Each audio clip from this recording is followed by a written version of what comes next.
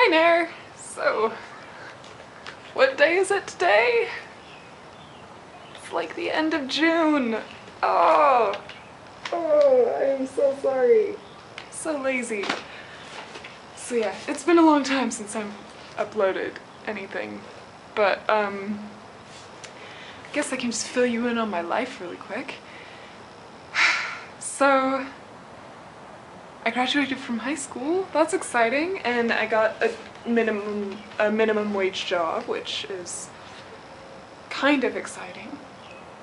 Making money. It's always a good thing. But so basically I pour coffee for people and get donuts and stuff. But if working in the service sector has taught me one thing, it has taught me to always be nice to service staff. Because people are mean. Sometimes. But anyway, it doesn't matter. So as you can see, it is a beautiful day today.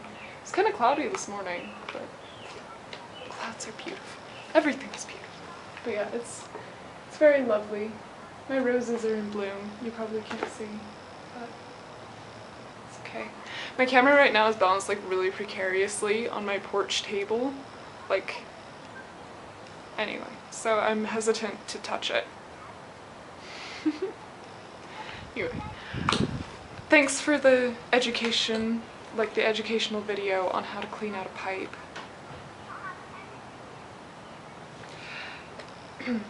Anyway, and I thought the rest of your video was really interesting too. I really like sort of the whole intertextuality. Is that the correct term? I don't know, but I really liked that. And West Side Story is interesting. I mean, confession, I'm not a huge fan of musicals. But yeah, like I did notice, like, because I'd always heard West Side Story was an adaptation of Romeo and Juliet, but when I watched it, I was like, okay, I kind of see the similarities, but I also kind of don't. And I think, in the case of West Side Story,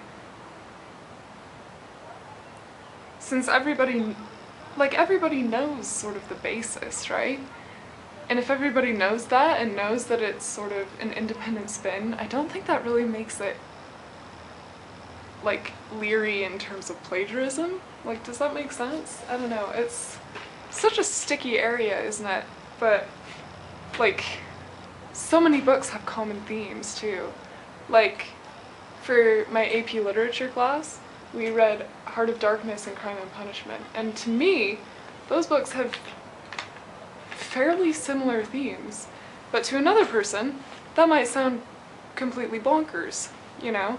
And it's just hard to know. But, yeah. In terms of, I think what a lot of writers do is they use similar themes, because there are themes that I think humans are drawn to. Like, I think all humans are kind of morbidly fascinated with death, you know? And that's gloomy and dark and scary, but it's like, this, I'm going to show you something embarrassing. This was the third book I ever wrote. And it's not very good.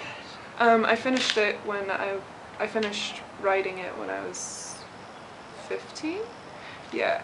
My first two were even worse, but this one is, you know, it shows improvement. But yeah, again, like, even 15-year-old Sarah, one of the major themes of this manuscript, I just found it kind of laying around and I just wanted to, like, and I don't know, it just got me thinking. But, like, this, it has similar themes that, like, a lot of novels do. And that's not considered plagiarism, because I think people like to hear the same ideas again and again and again.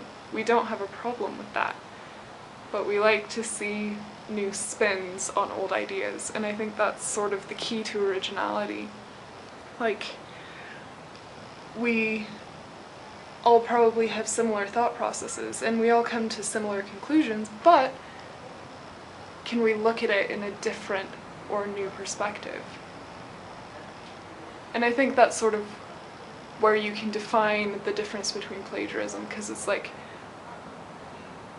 are you taking this idea and copying it, or are you taking this idea that's been done before and putting it in a new light, or putting it with a different type of character or something like that? You know, it's just, I think writers have a good sense of knowing when they're copying and when they aren't. So it's sort of like,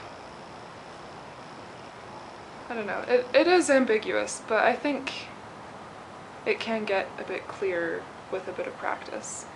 Because it's like, I noticed that the first book I ever wrote was about 120,000 words. It was long.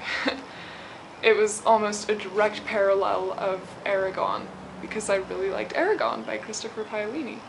And then the second one I wrote was sort of like a hybrid between like Hunger Games and Fahrenheit 451, because those were my favorite books at the time. And then this one is this puppy, this third one.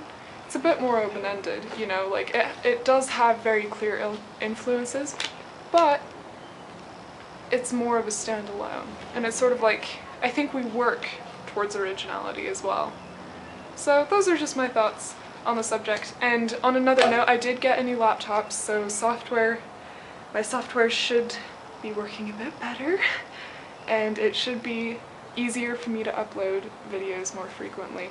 So expect to hear more from me in the future, and I'm sorry for taking such a long gap. You talked in your last video about maybe me suggesting a punishment. I think you should suggest a punishment for me, like maybe go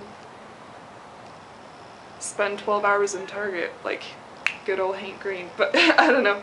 But anyway, thank you for listening, and I will see you very soon. Bye now.